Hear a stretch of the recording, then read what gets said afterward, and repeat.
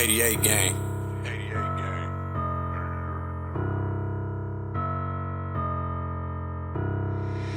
Hit me. AYB, let pipe him up, bro. Let's go big. Let's go big. Let's go big. Let's go big. Let's go big. I got hop in a car with no roof. I got hop in a car with no roof. Let's go big. Let's go big. Let's go big. Let's go big. Let's go big. Let's go big. Rick Ross got attacked in Vancouver by people who are allegedly Drake fans after he played the diss track. Everybody want to be security until it's time to secure the bag. All right, Tyron, what happened? Rick Ross was at a music festival in Vancouver. We gonna see what happened because you ain't seen it yet. I have right? not seen the video yet, but I've seen the headlines. I'm so that Rick embarrassed Ross for got attacked life by Drake fans. But what happened? What happened was it looks like Rick Ross was playing They Not Like Us. They not, but he doing it in Vancouver, Canada. That's Drake so now country. you know that's Drakeville. So everybody like they want to step up because he low key with that song kind of got smashed. Yeah. Right. #1 Billboard song. Right. Yep. We haven't had a hip hop song on the Billboard chart in maybe 2 years. Right. If I'm off, you guys can fix me and correct me in the comments.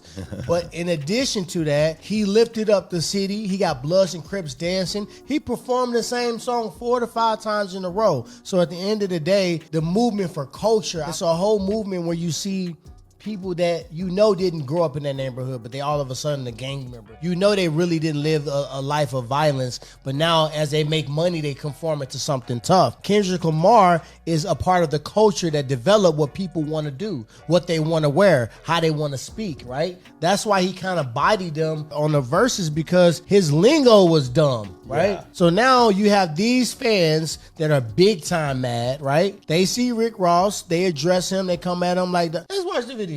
Okay. Let's watch the video. They're not like us.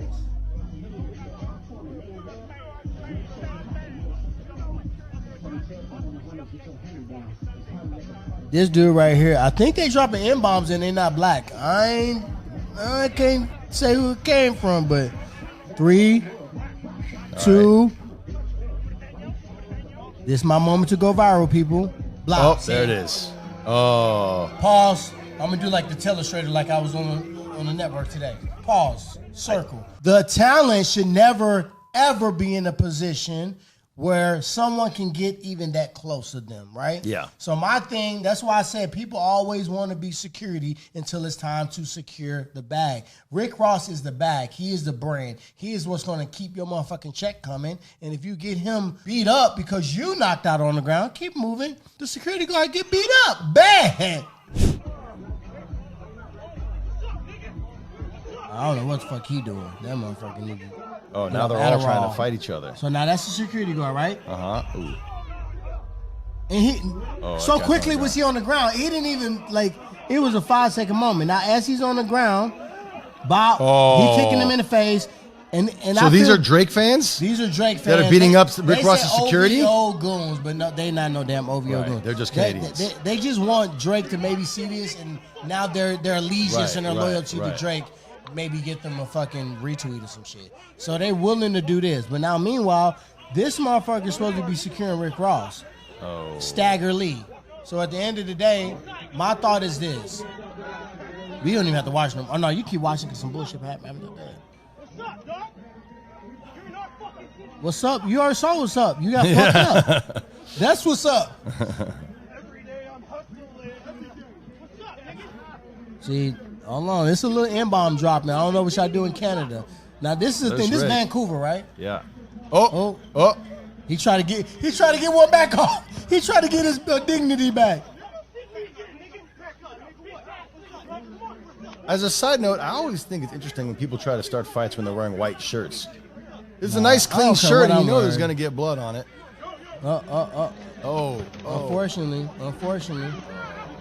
Unfortunately, they not like him. Because karma came back to him real quick. Same day karma. Hey guys, we selling same day karma right here. Oh my goodness. All right, we get it. So you get knocked out. So this is the reason why I even want to bring it up, right? Shout out to my security.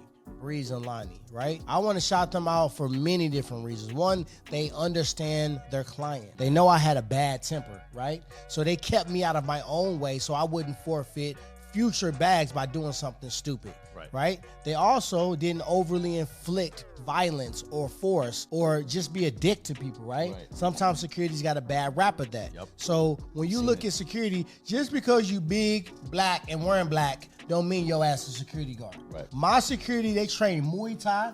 One's a world champion in jiu-jitsu. They got the high rollers jiu-jitsu tournament that you guys are seeing right now. So they're keeping up with the sport of combat sports, hand-to-hand combat that go to gun ranges. So when it's time to really, you may see them as relaxed and comfortable, but when it's time to go there, they can go there. I don't have to ever fear about my security guard on the ground, and now I'm wide open. Remember we used to do in high school open chess. It's open chess for me, right? You don't want to be an open chess talent. So that's why I feel like Breeze and Lonnie, I got you. We're going to set up a curriculum.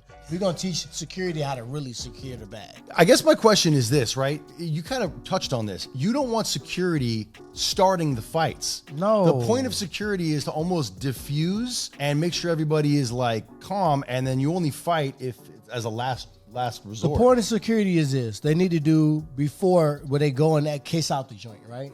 Exits, dietary restrictions, anything that looks suspect, right? Where are they going to be parked at? Where the talent's going to be sitting at? That's what they need. Now, y'all steal my curriculum, I'm going to fuck y'all up because y'all always be stealing my stuff, all right?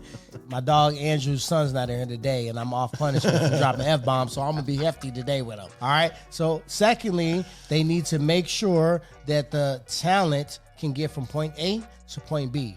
Because that point B is where the bag is at, right? If they don't make it there on time, if they don't make it there safe, not only does he not make it back, you're not fit to do your job and you don't make it back. And you may not get hired back, and everybody talk. I know about the security that's trash, and when I security recommended me once, I knew if they were garbage, I had to tell them, because of what if he gives this person to Ray J? What if he gives this person to Wiz? And they did the same thing they did with me, they're going to get that person robbed, they're going to get him killed. So do you think that Rick Ross needs to move on from the security? Rick Ross, I hate to let anybody lose money, but I just want to say in this case, yes, fire that man with the dreads. The man with the dreads. Find what God created you for, because it's not security. You're going to get yourself hurt. You're going to get somebody else hurt. You should not be in that position. Nobody should have been that close to the talent. When that first swing happened, you should have neutralized the problem. You walked over there in slow motion and they neutralized you. So at the end of the day, yes, Rick Ross, you got too much money. You got too much assets. You got too many people underneath your umbrella that's dependent on you. You need for them to arrive home alive. So get a private security detail, somebody that protect presidents and military people and government officials. That's what the fuck you need. Because Pookie from around the corner got fucked up, and he was not the person to protect you. I'm sick and tired of boxers trying to fight MMA fighters. It's time for the MMA fighters to call it the boxer. No, it's time for me to whoop some boxers' ass. Bring your ass on over here to MMA. Put on these 4-ounce gloves. Get elbowed in your skillet, kneed in your solar place. Kick them with skinny-ass boxing legs. And it's time for the who should I box? No, who should I fight in MMA that's from boxing? I've actually been thinking about this. All right. I have an idea. Let's do it. Okay. I was thinking about, like, there are so many different options for, like, boxers who might be interested in trying to test their, their strength and their skills against you. Yeah. 5-time UFC welterweight champion of the world, one of the greatest The wrong of all one time. to try it on, but let's do it. Exactly. I was thinking one of the Charlo brothers. Both of the Charlo brothers. Exactly. The same night. That's what I'm saying. What a fight, right? Because it's like you could have the Charlo brothers come in there one at a time, and then you could beat them both up in the same night. I'm down. I don't think they would do it, but I would do it, because I feel like this. When you look at a boxer, like MMA fighters can box because boxing is a fragment of our cross training, right? So if we got cross training in this Muay Thai, it's boxing, it's jiu-jitsu, it's wrestling, it's MMA days where you blend it together, and then we got to do all this other shit. So now we're doing boxing, but at times the boxing coaches, which my dog in the room can attest to, they don't hold you strict to proper boxing techniques. Your stance can be a little bit more square and wide because you're trying to do wrestling, right? Boxers are super linear. So when they come over to our world, I'm not going to give you my game plan, but them little stick figure legs finna get fucked up. Can I tell you what my game plan would be if I was you and I was fighting both Charlo brothers in the same night? Which, by the way, would be amazing, right? It's like Tyron Woodley versus the Charlo brothers. Hey, I'm doing like Kendrick. I'm whooping feet. Yeah, that's what I'm doing. So here's how I see the fight going, right? Bell rings, ding, ding, ding. You Goldberg spear them, or one white of on, them, whoever. Hey, white on rice, I'm on you. Right. You know? It's a Goldberg Spear. You just charge at him and you just like level him like you were a linebacker, and then it's all over from there. For sure. Because they're standing there like... That's kind of how I normally used to fight, too, when I did the best. So I'm going back to what I do the best, eh? That's right. Steamroll and you just your fly ass. in there, you take one of them out. Okay, one of them's done, and then they bring in the other Charlo brother, and then they're scared because they just And saw it's the kind of brother like, get beat up. who go first? Because it's like when you watch that fight, it's like when each person's coming in from a different... Why y'all don't always just jump them at the same time? I never got that in movies, but I still watch it. But after you seen this person get his spleen cracked wide open. Sure, right. What makes you want to come right after that and see if you can do differently? So that's what I fear for the second Charlo brother. But let's do it. And this is what we're gonna promote, right? Most boxers are very well aware that they make more money than MMA fighters on average. Let's be real, right? So now the MMA fighters that are prize fighters as well, why wouldn't we go over to the highest prize if we can do it, right? So now they understand why. It makes sense why Francis Ngannou, why Tyron would be, why all these different people will go over to boxing. Yeah. But now we're going to bring you guys over for a heavy duty bag, right? That's what the difference maker is. And that's where you can't have an excuse anymore. You understood why we can go over because it was a big bag. Now your ass can come over because, Charlo, you're going to make more money, both of y'all combined, in one night than you ever made in your life. It's smart because it's so different from everything else. Let's do it. Let's do it in the Middle East too. So we all the warriors. I can't give you my tagline, but I got a tagline for it. Let's do it in the Middle East. So I got a question. So if you go to the Middle East, is it easier to get it like they love a it. fight They like already that pitched it to sanctioned and approved? I already pitched it to them. I'm already business licensed. I already have a venue. I love it. I already have investors. They already love the idea. We just been waiting on one of you weak ass boxers to step in and get this MMA work. If one of them is afraid, like I don't know, man. Two of them. The Charlo brothers, because they twins, I think that would be fun. Yeah. And I would treat it just like a sparring day. I spar 3 or 4 guys in one day. Yeah. That's all it's gonna be. Yeah. What you gonna do? Stop me from having my way with you? No. Have you ever fought in any part of your life? Have you ever fought two guys at the same time? Yes. Right. Darnell and Drake up the street from my house, 2 houses up. They said some bullshit to my dog. I don't know. I did. My closer friend, I would fight for them, even if it was somebody I was cool with. Yeah. And I beat both of their ass at the same time. I got suspended, but I do remember they was trying to do karate on me, and I was like, I'm about to really beat your ass. Trying to do some fucking karate. All right, so look, Charlo Brothers, if you're watching this right now. Yeah, I like that. Because guess what? I feel like, you know what I mean? With all due respect, they can turn the Charlo Brothers up a little bit more. I think so, I feel like they got the fashion, they got the look, they got the wins, but I don't hear about them like I be hearing about Tank and Hobby, hearing about Canelo and these other guys. And I like them too. They're skilled fighters. They're not bums by any means. Man, let's go. They kind of little wild too. So let's go. Yeah. You know where to find us? Paige VanZant slapped the shit out of somebody over the weekend. That's my dog.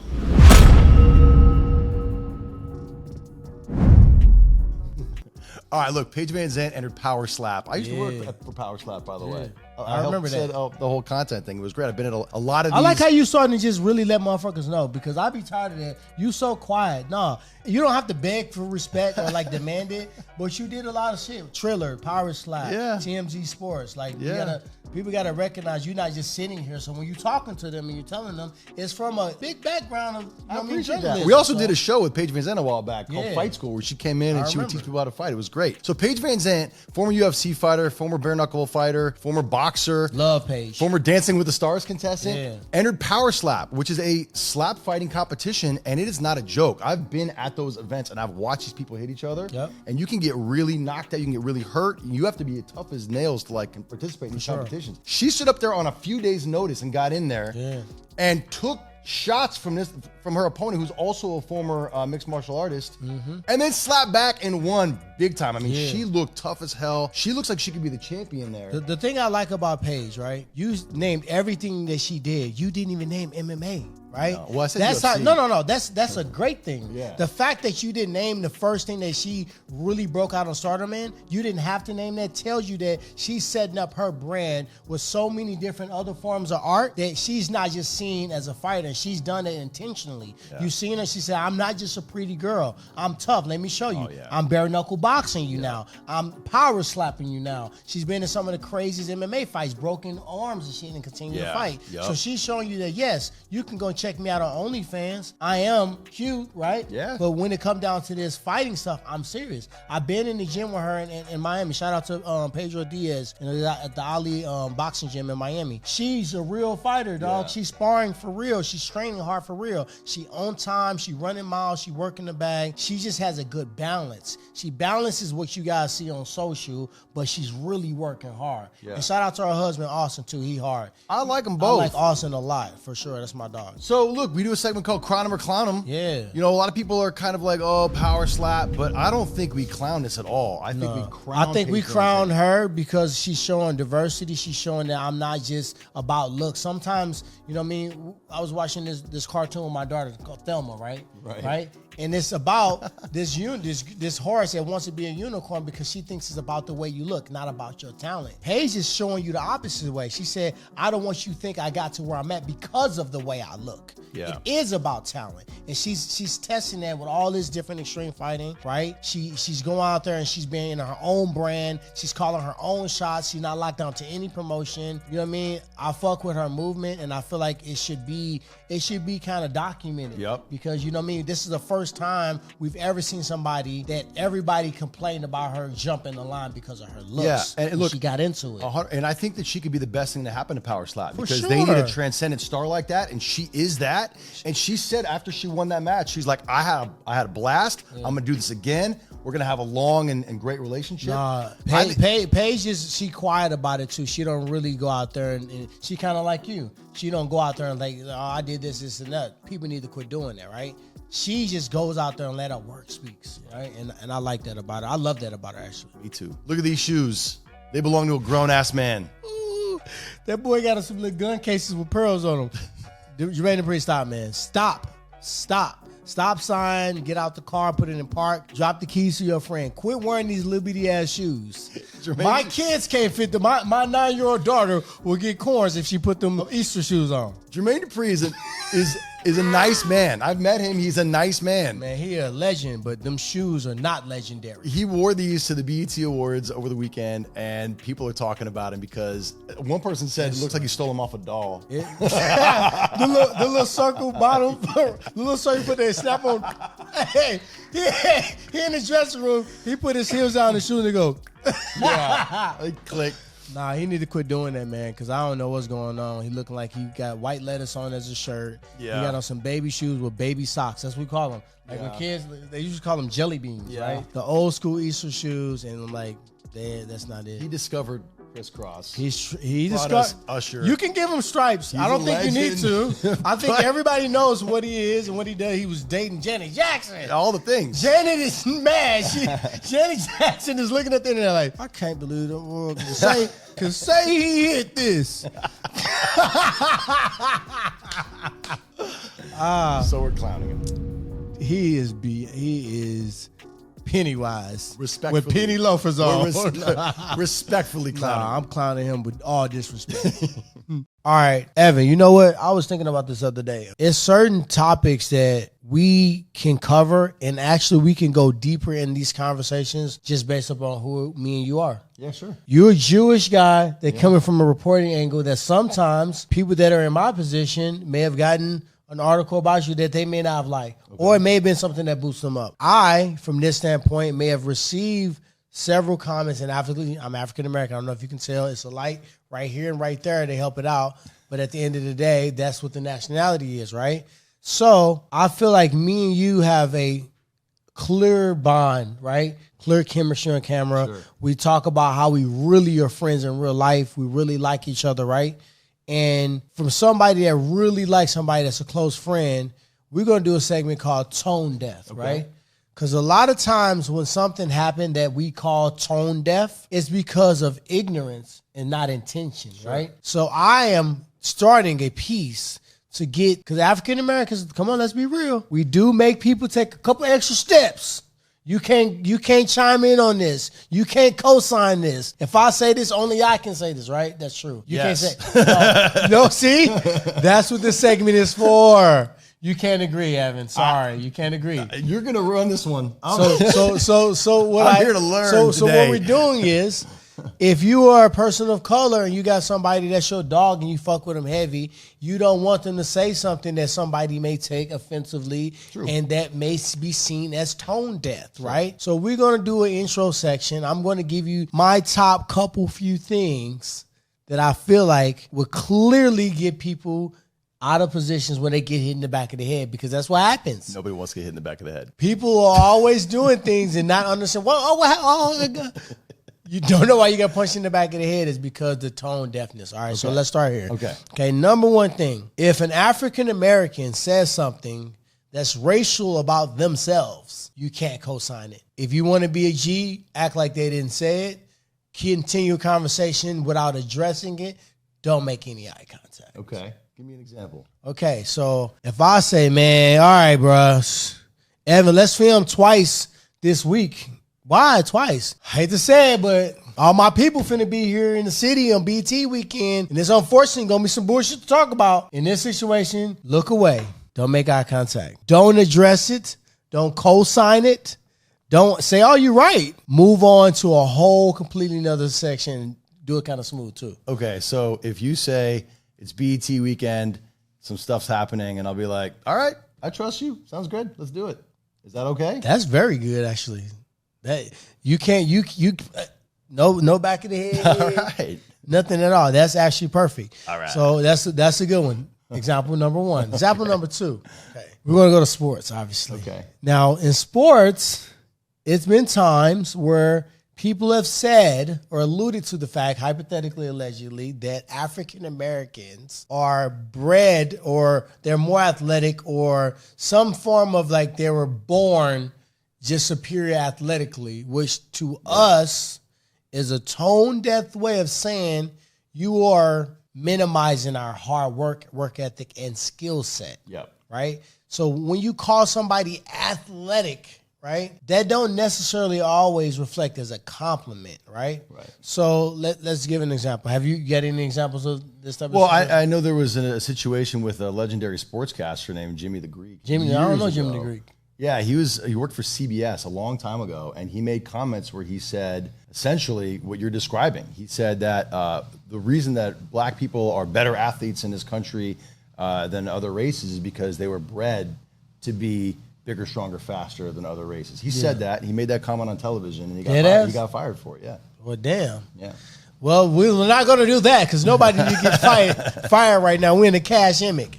All right, so. But you know what's interesting is there was a famous Olympian named Michael Johnson. You know Michael Johnson? Yeah, I know Michael Johnson. 200 runner, right? 400 and 200. Yeah. He was cold. He was a legend. He had that real upright running style. Yeah, right? And wore the gold shoes and was arguably the greatest runner in American history. Yeah. Made similar comments later on in his life, like in the last 15 years. That he felt he had an extra calf muscle? Not that he felt that he had an extra calf muscle, but he was saying that some of the reasons that there are a lot of prominent black athletes is because of the history of slavery and of the systematic breeding that like white slave owners would do. Yeah. When you use the word breeding, he said that. Yeah, when you use it, see, sometimes we get those individuals that don't think before they talk. Sure. You're not sitting next to one of them. That's why we work well together. Right. Because there's a lot of like stereotypical things that people say about why they feel African American athletes are quote unquote more athletic, right? Sure. I'm not even addressing those because that's bringing ignorance to stuff. And most times, the people that don't care and don't want to be educated, I'm not into trying to help anybody out without them wanting to be, right? But I know when you have friends that literally are solid as a rock and they just have no clue that they said something that can be taken away, right? That's what this is for. It's a lot of them too, by the way, that make no sense, right? Sure. So when you're looking at, like, I'll use myself as a reference. When I first started fighting in MMA, Joe Rogan was like, oh my God, you got so much muscles, But Pat Miller said best athlete in the sport, right? What does that mean? Does that mean I'm the best mind in the sport? Does that mean I'm physically the most explosive in the sport? What really do that mean, right? So now I started, which we all do at times, start to listen to people. They said I carry too much muscle. For a long time, I said, yeah, you got to try to let them, block them early on, weather the storm because, you know what I mean? In wrestling, they should say this, chocolate melts. Right, which is kind of a racist way of saying kind of racist. African Americans are not going to be very cardiovascular fit, right? So I felt the need to prove them wrong, right? Or address it as it was no science behind it. So I had a training camp where I didn't really lift the same amount of weight I normally lift. I was more cardio, more long distance, right? And I did all the things that make me have the aerobic base, like a Nick Diaz or swimming and all that other stuff, right? But then I still had to do the things that made me explosive, the way you like to see me dart across the cage and, you know me, punch somebody and be within distance, and before you know it, I'm right up on them. What you don't know is I had to train my body, versa climbing, aerodyne by circus training, pushing sleds, ladder drills, resistance bands, right? Explode and stop, training my body to be a machine like that. I wasn't just born with that. So you're really discrediting the skills, you discrediting the time. The work ethic. The work ethic and the mentality, because when you're an athlete, especially when you're a combat sports athlete, every day your workout is molded, right, to try to make you want to quit. The run, the speed, the tempo, or the distances make you want to quit. Right. The sparring session, how many rounds can you do before you want to quit? The jiu-jitsu, the wrestling, all the different things, even the submission until you want to quit. So our sport is geared to try to put ourselves through simulations of things that are dangerous enough to make you want to quit. And what happens is the more you do, the longer you fight, the more you recognize you can push that envelope. So we are a little fucked up when you think about it. Can I ask you some questions about this? Yeah. I think what you're saying is all obviously enlightening, and it's really smart, and it's things that like all people should know. And also the other thing, but they don't though. But the other thing that's coming out of this, we should allow you to know that, because we fuck with you. We trying to move forward. We ain't trying to just keep complaining about the same shit. So my question is, so how, you're 41 years old? 42. You're 42 years old. And you have a son who is a solid athlete, who's playing college football. Are you noticing that he's being exposed to the same kind of racial comments that you were on your way up?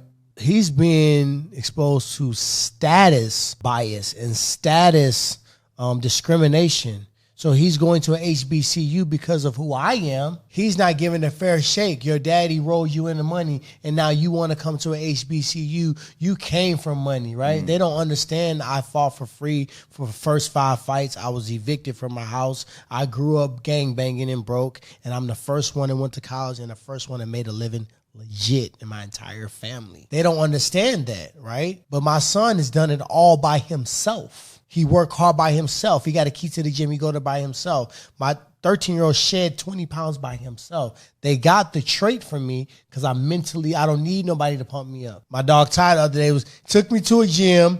The dingo trainer was a pastor. He said, "Hey, Tyron, how many times you think you can lift this?" I don't know. He said, "Get over here, get under here," right? He tricked me. He sedated me. I'm calling you out. He sedated me. Took me to a gym with a pastor basically saying, my life fucked up and I'm fat. Right? But as a friend, but he don't know me to know that once I lock into that place, I'm in a weird spot. Because I don't have no in the middle. I got injured so many times in training, fucking my body up so I can try to hurt you, right? And I end up injuring myself more in practice than anything. You always hear me talk, I never really fought healthy. That's why. Because I have to prove you, which I didn't at the time I thought it to. I had to prove you I had the cardio. That's why it's such a big flex that I smashed Wonder Boy worse in the 4th round than I did in the 1st round, right? That's why it's important that I can sprint in the last 100 meter of the fight, because I got the cardio to do it. That's a flex to be able to not have to decide, okay, Daniel Cormier, and also my son's team was reverse racist on him. Daniel Cormier did this. He don't even know he did it. So sometimes you got to even tell people of your same color. When I was fighting Darren Till, right, and I was elbowing him, and you said, "Oh, Tyron better be careful not to blow his load, pause. Oh, Tyron better be careful that he don't waste all his energy," right? Yeah. Okay, so now I'm in a situation where I'm in a fight, and I hear this motherfucker say that. You heard him when you were fighting? I'm going to tell you a story. So I'm fighting Darren Till. I hit Darren Till. In the 1st round, he balled up really weird, and I hit him, and my hand kind of... oh, fuck, I broke my hand. Really, I didn't. I tore my CMC joint. So my whole thumb is hanging the whole fight. It's even attached. No bone break. Every ligament right here all shredded, right? So I can't really grab or do nothing with my hand. So that happened in the first round. When I first hit him, he stepped forward like this in a weird way, and I hit the side of his cranium. Right. Ripped it. I hit it right here. Oof. Everything ripped out, popped up. All right, so now I'm fighting him. Get into the fight, right? Hit him, drop him down, he go to the ground, boom, right? But I remember I had already messed my hand up in the first round. So when I hit him with that punch, I never really knocked nobody out with the left, but I was trying to knock him out with the left. Look at the fight. Yeah. I saw the warm up. I was there. He did the same warm up. Yeah, my dog was there. My dog. See, we really cool. That's why we doing it. So my dog, he threw the uppercut, and I watched him cut weight, and he was a heavy. Yeah. Well, I was like, if whatever you do when you cutting weight, it's what's the most natural to you. My coach, the boxing coach, he know during cut weight, I can say this shit now because I ain't cutting no more weight like that no more. I said, motherfucker, I ain't rolling underneath. No punches. Don't make me punch too many times in a row, right? Don't be hitting me all hard with the mitts because my body weak, right? So when we do these open workouts, my coach knew what not to fucking do because I don't want to hear, oh, he looked tired. He looked like his cardio low. I cared about that. Why did I did? I don't know why, right? So I trained my body like an idiot because people wanted to see me be explosive. I'm an entertainer. I ain't no fighter. That's just what we entertaining you in. Right? I got to give the people what they want. They don't want to see two-time All-American Hall of Fame wrestler, the first Big 12 champion in the history of Missouri, the one that started Michael Chandler, the one that started Ben Askren, the one that started making okay. My coach made fun of me. He said, MMA is for people that couldn't pan out in wrestling, except you, Tyron, right? Right. Now it's a recruiting tool. Yeah. Right? So at the end of the day, I didn't have the direction. So now I was doing ignorant things like trying to prove I had cardio, trying to prove I was explosive. Anaerobic and aerobic is hard to do at the same time. Then you got to grapple with your body bent like a pretzel. Then you got to be super explosive on lifts. Then you got to run long distances. Then I had to cut 26 pounds. Then I got to watch film. Then I got to actually be technical and understand my opponent and go through these workouts that are developed to make you want to what? Quit, right? So when someone says you're an athlete, think about what you're really saying. When someone say, Tyron, you're so well-spoken, right? You're really saying you expect me not to have proper English and not to be able to hold a sentence. And you're impressed that I can have a bare minimum English conversation with you. That's not really a compliment to sound well-spoken. Yeah. Right. So these are 4 things. One, when African-American, it's a funny thing. We call it John, we call it Joan, we call it plan, right? We do that. It's like we have had a history of converting the worst case scenarios into something that we can make fun of. If someone called you a nigger and said that you are literally inferior, you're ignorant, and we made it switched it, changed the lingo of it, and now it's like you the top dog. He a real nigga. Or I can say this is my homie, or that's my nigga. It makes you feel like he loyal. We switch it to a flex. Right. We got the worst part of a pig, right, which is already a pig, the lining of the stomach, and they made a meal out of it, right? So it's the number one way of being resourceful, and we make it a flex. So you can. That's why it's not called rigging. It's called nigger rigging. Because we want to have, when we go through something, we feel like we should only celebrate when we flip the switch on it. Right. That's why we are such movers in culture. So let me ask you a question, because when you're going through this, obviously, like this has been something that's been on your mind and you've been thinking about. It's been on my mind because the last couple of days, we laugh and joke, and we got, it's different. Like the way we talk to each other outside of here ain't for camera, because I know you got my back, you know I got your back. We talk, we want the world to be a better place, right? We got strong topic and strong feelings. You know, we have strong conversations, Absolutely. Right? But the goal is not to just talk and hear ourselves talking or complaining about the same shit about our solution. It's to talk to somebody like me that don't really know, but I really want to know, so I ask you. Because if I can help, I will, right? And you actually want to ask me, should I say, oh, no, actually can't do that because that's what it's going to, I'm not going to say nothing. So you may be around me the bulk of your time around people, right? And I've never said nothing. So that's your experience with it. Right. So now it's your version of what right is. Right. So it's my job to address what, if you go around somebody else, they're going to pop you upside the back of the head if you do something like that or say something like that. I guess what I'm trying to get to is like when you were dealing with a lot of this stuff as you were coming up, right? Because you were saying I fought everybody. Yeah, you're hearing it from people who work in the business. You're hearing it from fans, I'm sure, comments. We know that. When you're going through it, when you're laser focused on becoming a champion and building your brand and all the things that go into being Tyron Woodley, how do you deal with that with those comments and all that stuff? I just how do you let it not affect you? Does it affect you when you use it? It affected me. It affected me this way. I'm not going to say I use it as fuel because I feel like fuel, right, should be the proper needed fuel for that gas tank. Sure. I didn't need diesel in my tank.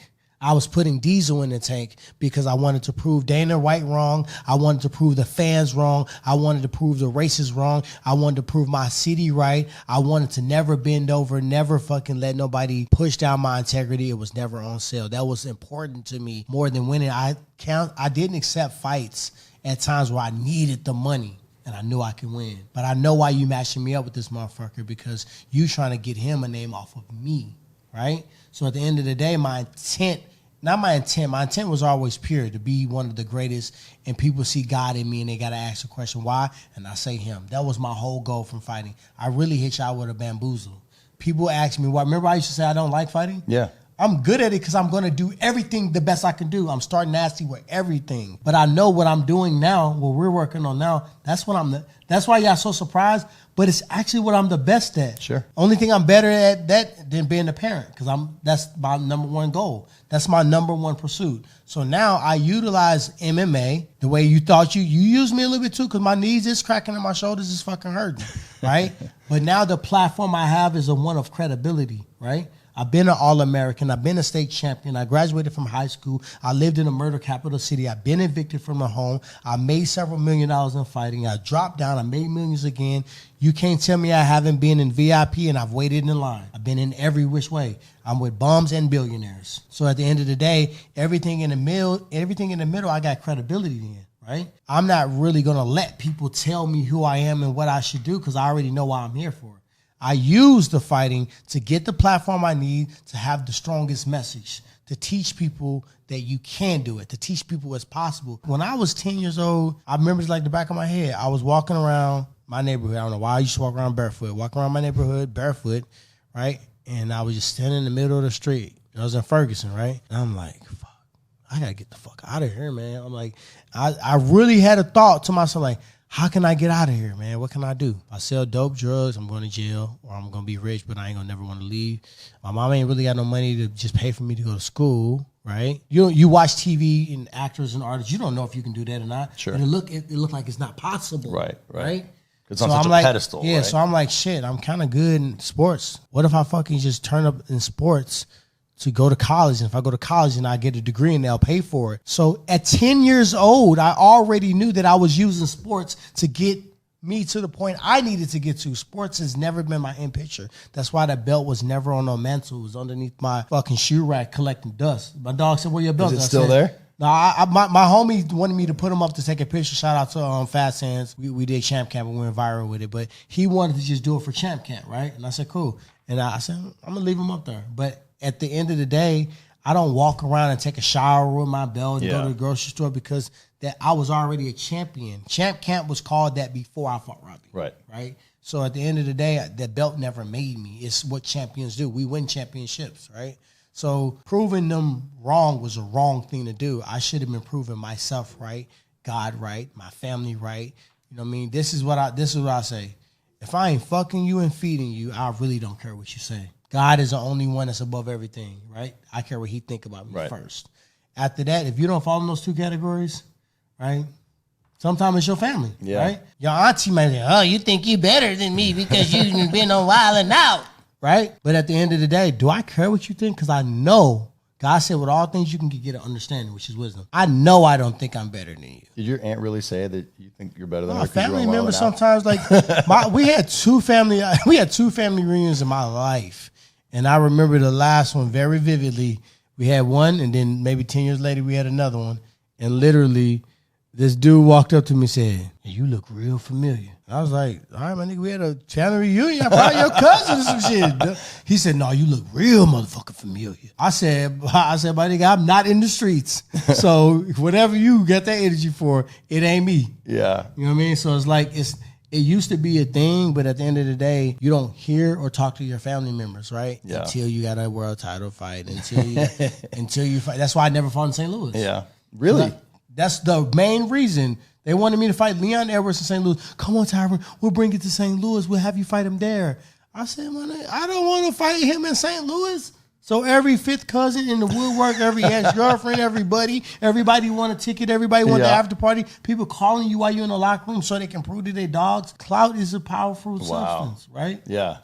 They did that. So like I would rather fight him in his hometown. Right. Right. Let him deal with that. No, let him deal with that and steal his fans when I whip his ass. Right. That was my whole play. Yeah. Yeah. So that's smart. I never did the St. Louis thing. But yeah, that was a long-winded deal, but tone death, that's where we at. So my question then is, what's the takeaway? Look in the camera, and if you want people to remember one thing from this conversation, what's the biggest message? The takeaway is we want to move forward progression, right? If things are making people feel away or that's offending anybody in any way, form, or fashion, I feel like you shouldn't assume people know that offends them. You shouldn't assume that they are understanding or they may not ever been in that type of environment. Secondly, I feel like it's our job, anybody who's on the being offended side, to tell people that you very close to, you know what I mean, things that will offend you. And I outlined a couple. Co-signing something, if we saying like a stereotypical thing about our own race, don't co-sign that, right? Also saying you athletic or saying you are well-spoken or anything of that nature.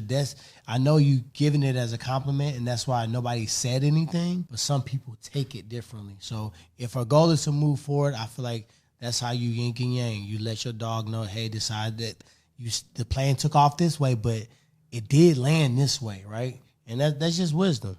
Tyron, your buddy Jayson Tatum just signed a 5-year, $315 million contract. Any advice on how we should spend the money? It looks like another report that said $314 million. He must have gave his dog one. You got $1 million? No, I ain't get $1 million. I don't need $1 million because at the end of the day, you got to salute. I feel like sometimes we see people, we count their dollars. This is a crazy contract from the city of St. Louis. I'm proud of him because at such a young age, he's so disciplined, right? Yeah. He's so disciplined, not only just on sport, but the business that goes with it. Yeah. He's 26 years old. Yeah. He's a multiple all-star, reigning NBA champion. He's the future of the league. He's unbelievable. You've known him for a very long time. Yeah, definitely. I learned him for a long time when I was probably like 2017, 2018. So we was at this famous place called the Pancake House in St. Louis. We see him over there. My son's like, that's Jayson Tatum, right? And his dad, Justin, came over. He's like, hey, man, my son want to take a picture. He fans of you. I said, well, my kids want to take a picture with him. They fans of him. So we flicked up real quick. But the thing that I thought was real cool, the reason he was at that place, he was courting financial advisors, right? Before he even got to college, he was talking about going to the college that was going to give him the best chance to go to the NBA. When he got to college, went to Duke, right? He was already meeting and doing a bidding war and having 5 different top, not just St. Louis, because we got Benjamin Edwards, we got A.G. Edwards, we got all these different ones that are remarkable, but he was fighting. No, he had 5 of the top financial advisors fighting over being able to monitor, manage his money and his endorsements and everything. So when you look at him with his Jayson Tatum Foundation in year 1, a lot of guys don't get it to year 10. You look at the Jordan Brand deal, the Ruffles deal, the Gatorade deal, the cellular phone deal, and all the local ones in St. Louis, like an Emo's Pizza. Nobody got Emo's.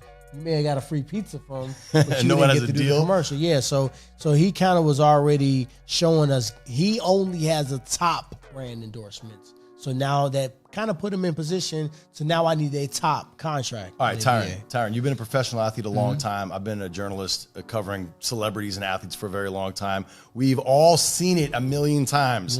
People who make enough money that you think they'll never be able to spend it in a million lifetimes go broke. What are the 3 biggest mistakes that you've seen athletes make that hopefully Jayson Tatum won't make those mistakes? I mean, fighters always think they're going to be able to earn.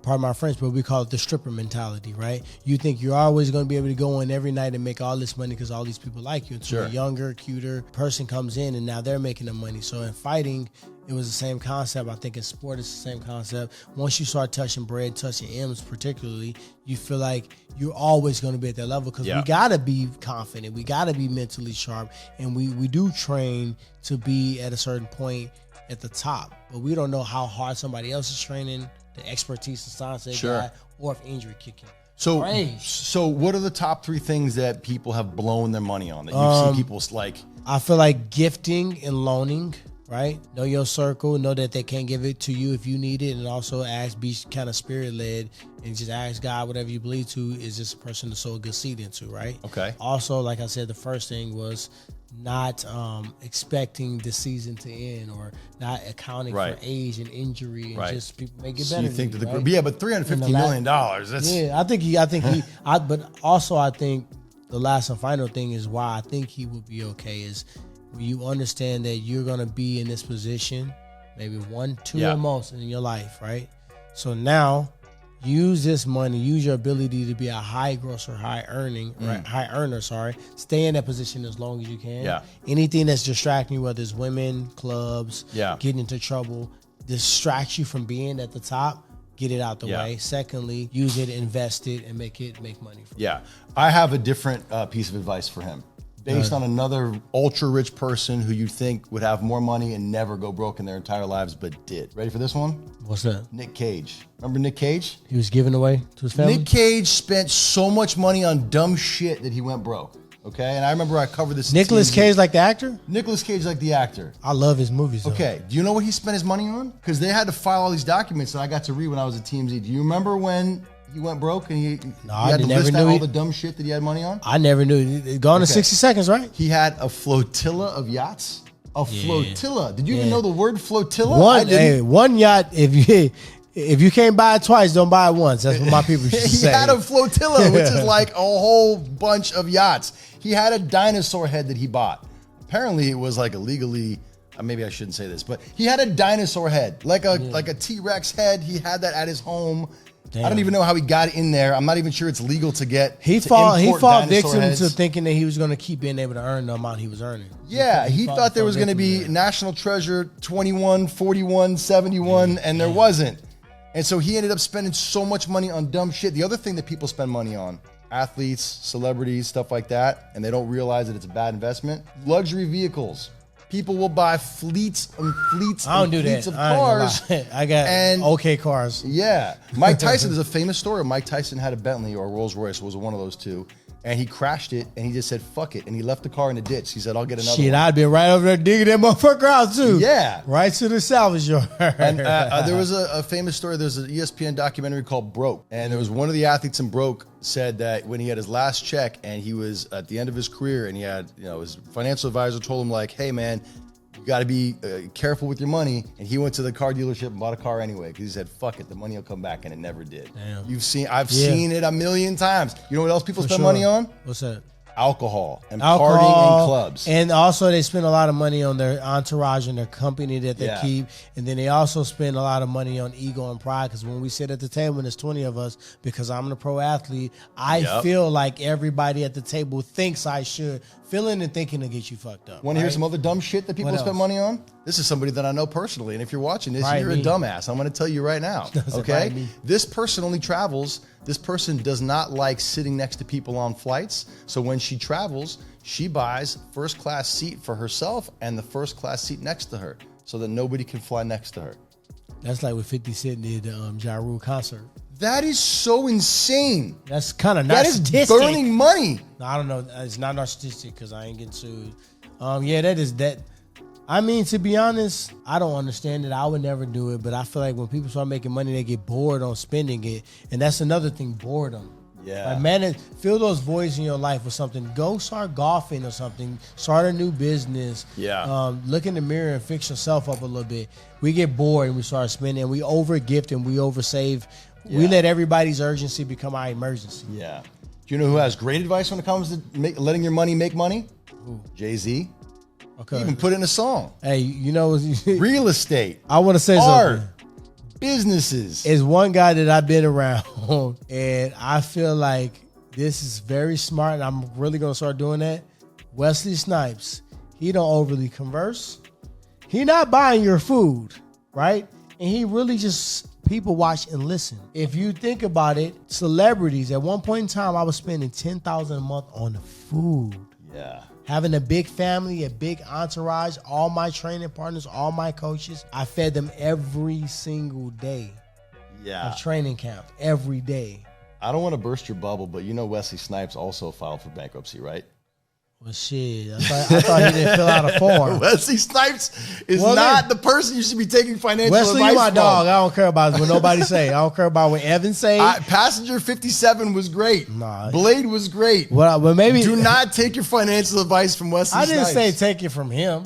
I said that motherfucker ain't finna pay for your food. Yeah. And he ain't finna let you tell a smooth ass story and think you're gonna pick up the tab. I respected that. Yeah. Because a lot of times you get, damn, that was the worst. That was funny though that I picked that. That is my dog though. Anyway, so Jayson Tatum. Yeah, I better not talk shit about my homie in the comments. That's all I gotta say, because he will whoop your ass in real life. Team USA got knocked out of the Copa America, and a lot of people are blaming the referees. Tyron, what do you say to people who complain about officiating? Don't blame it on the sunshine. Don't blame it on the moonlight. Don't blame it on the good time. Blame it on the boogie. Don't blame it on nobody. Just go out there and win and play. If you lose, you come back and do it again. All right, so I don't know if you saw the game, but it was a big game for Team USA. Huge right? game. Like, they had to win the game. They're playing Uruguay. They lost 1-0. They looked not great. And most importantly, they got knocked out of the tournament. And everybody, the coach is probably going to get fired. The officiating was bad. It wasn't great. There were a bunch of calls. You know, you look at instant replay and you say, okay, they probably screwed that one up. We all been there. Yeah. And then at the end of the game, Christian Pulisic, who's the big star, went over to shake the referee's hand, and the referee refused to shake his hand. Probably because Christian was bitching and complaining in his face the entire game. Yeah. And the referee was like, nah, I'm not for this. But as a professional athlete, in a sport where a lot of the times the winner and loser is decided by judges, and you can get screwed sometimes, what do you tell people who complain about officiating? What you do is you recognize that, one, you can't fight and judge the fight, right? And you're fighting the fight, and each time, at least with us, we got a different set of judges. Each commission, each state, Sure. They're looking at different things. Somebody may have had a wrestling background and understand what's going on. So you already know you're fighting against it. I love when people say, don't leave it up to the judges. Yeah. No damn fighter walk in the cage and go, you know what? These motherfuckers, them three right there today, they look like, I'm going to leave it up to them today, right? Some people don't want to get finished. Some people don't give you the opportunity, and sometimes they fight awkward or whatever, or they may just be better than you, or maybe See, that's crazy, because I was going to say, don't leave it up to the judges. I know, so you can't say that. So when you Okay. get to All that right, point, you got to know that it's a part of the game that you may think it's some fights I won that I thought I could have won the other dude, Sure. right? Some fights that I lost that I know I won. Yep. And at the end of the day, it's the sport and the athletics, the whole discipline behind it is, can you get knocked down and get back up and go forward, Sure. right? So at the end of the day, you need to be able to progress from there. Like, look at Floyd Mayweather when he lost in the Olympics. You know, had he not lost in the Olympics, do we even know if he would have had that same kind of fire that never went out? We don't know. It's a good question, but with Team USA, with the soccer team, like, it's disappointment after disappointment after disappointment, and the country wants to rally behind Team USA. The country's used to winning. The country likes flexing. The country, like, 52 gold medals in here every year. When the Olympics come around, we love that. Yeah, right, because that makes us feel good. So we got our feelings hurt because winning would have made us feel good. If we would have won the gold medal, right, and the other team thought they won, we're not gonna turn down our celebration. We're gonna turn it up, rub it in their face. Here's the problem. The country also loves watching a downtrodden team become great. They love seeing people going from like worst to first. They love that. But here's the bigger issue for me. Our population is massive. We have more resources than most countries in the world. Yeah. We have, this program, the men's Olympic program is massive. Why do we suck all the time? I mean, you got a good point. We didn't even make the World Cup last time. You got a great point, and I think I got a great point. But when you both got equal points, I feel like you go to wisdom. Wisdom says this, right? You can't go back in the past, identify what happened in the past, use that knowledge to go and change the past. Okay. All you can do is use that knowledge and move forward in the future. Do things differently. Like, I started fighting differently because I understood how the referees judged. Yes, I wrestled and took down this grappler and I maintained position, but if you don't land damage and strikes, so I kind of forfeited wrestling in fights because people wanted to watch knockouts. Right. So when you get knocked out or you knock somebody out, wow, now people want to pay to watch you fight. So I got myself in title contention based upon me understanding what the viewers want to watch and how the judges are going to judge it. They're going to judge on damage. We saw this weekend. Dude thought, he thought it was a travesty he lost, right? But you landed a lot of strikes. Your volume was high, but the guy hurt you and made your head look like that. The referee was stepping towards you a couple times. In the PFL, we had a fight. You're going to make me draw a blank on it, but it was a fight. I'll get back to you. Okay. But it was a fight where the guy thought he won. One guy had the volume strikes and the other guy had the power strike. Sure. And now I got it. His cousin, name was Ray Cooper III, was a two-time PFL champion. His name was Kakamaka. Was fighting against who? Who was he fighting against? Okay, he's fighting against this. but in other words, the guy had power, right? And skill and technique. The dude had skill and technique, but volume. He didn't have power. So that right in that area. So now I know I got power. I know what they want to see. Now that's how I'm going to get myself to the title. So I have another question for you. Yeah. Is another part of the issue that our best athletes, America's best athletes, are just not going to soccer? Because, I mean, could you imagine if Lamar Jackson, Christian McCaffrey, right, the best athletes that America has to offer were playing soccer instead of other sports? LeBron James. I mean, when you go to other countries, they say in Celsius and kilograms. It's just different. Soccer is the number one they're sport. They're sending their best athletes to soccer. Soccer, and we're not. I don't know if they're sending them. Culturally, they're seeing it. Right. Soccer is way larger than MMA in this country, right? Sure. This country don't even have wrestling. Right? You know what I mean? So the martial arts, like think about the sport of mixed martial arts itself, right? You got to break it into martial arts. Think about soccer. Think about all these different options. When you are in the United States, right?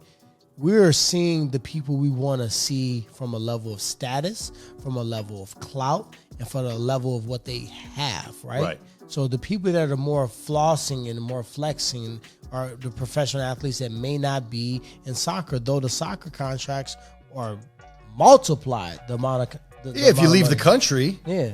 But like, you know, I still think that I think our it's most because of the talented culture. young people are like, they're more driven to go and, yeah, you're right. They want to go play football. They want to go play baseball. They want to go play basketball. Your buddy Jayson Tatum just signed a $315 million guarantee contract. Heck yeah. And instead we're kind of, I don't want to disrespect the people that are playing on our soccer team, but I think that's maybe has something to do with the fact I think that, you got the solution suck. for it. This is what I think. I think you have the solution for it without you even knowing it. And I think maybe me and you put it together.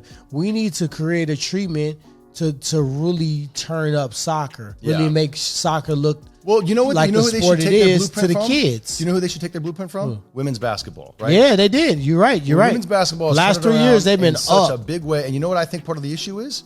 Number one, women's basketball players are controlling their own publicity now, right? Yeah. Social media has given them the ability to reach out directly to the fans. They don't have to worry about having to go through networks and stuff like that. They can go directly to the fan base, and they're engaging it, and they're creating more energy and more interest in the sport. Why we always giving out free bars? I just clearly said me and you can do this, right? So we see the missing component, right?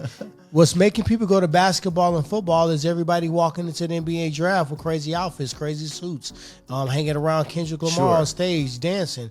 That you don't see soccer players. You see them on the sideline of the games quiet. You know they got bread, but they're not walking up with it up to their head like that. So at the end funny. of the day, It's funny. You got guys like what's his name, the dude from Argentina, Messi. You got Messi, who's the arguably the greatest soccer player of all time, who came. He's playing in the U.S. right now, right? Yeah, he's playing on Miami International, right?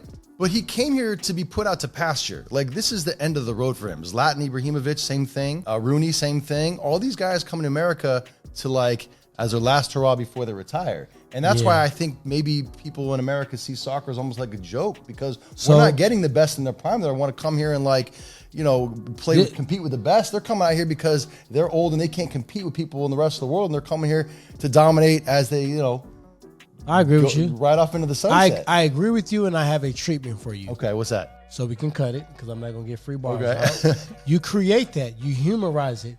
You make fun of how we overly focus on the bullshit in a comedic way. Then you do something the exact opposite, and you show soccer as the number one sport in the world. Yeah. The highest paid. You want to make the most money? You want to have the biggest flexes? You want a Ronaldo contract. Yeah. Right? That's the contract you want. I like Tatum contract, but it ain't Ronaldo's contract. Yeah. He's getting hundreds of millions just to sit side by side with Turk. Am I lying? I mean, that's the big thing. We got to fix soccer in America. Yeah, let's do it. I'm sick of being the laughing stock. I got an idea. Let's do it. International soccer community. You know what? I like your pride. I like your pride in U.S. winning, you know, championships and showing people that you started from here and you can make it to there. Enough is enough. But since you're Turn the so ship prideful around. about it and you're so passionate, I think me and you can make a difference. Let's do it. You saw basketball do it, right? WNBA. That's right. All right. Don't sweat the Just technique. so everybody remembers, everybody's complaining that nobody in the national media was spotlighting women's basketball. But us. But me. Oh. I was the first person to hire an active I just try to include myself WNBA on his player bar, to bro. co-host a show. Renee Montgomery, There TMZ we Sports, go. my co-host before anybody else. I think we got something going. Pioneer. I love. Let's go big. Let's go big. Let's go big. Let's go big. I got, hop in a car with no roof. I got.